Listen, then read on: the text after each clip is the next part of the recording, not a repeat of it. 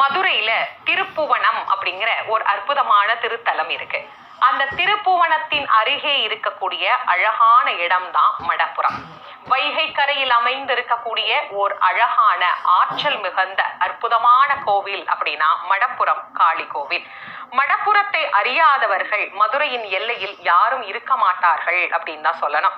பலருக்கும் அந்த தெய்வம் காவல் தெய்வமாக, குல தெய்வமாக, இஷ்ட தெய்வமாக எழுந்தொருளி அருள் புரியக்கூடிய நாயகியாக விளங்குபவள் இந்த காளி.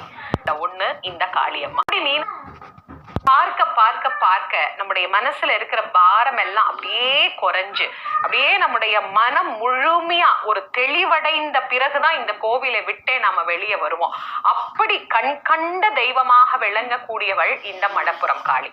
என்ன பிரச்சனையா இருந்தாலும் இவகிட்ட ஒரு முறை சொல்லிட்டா அது வேற யார்கிட்டையும் சொல்லணும் அப்படிங்கிற அவசியமே கிடையாது.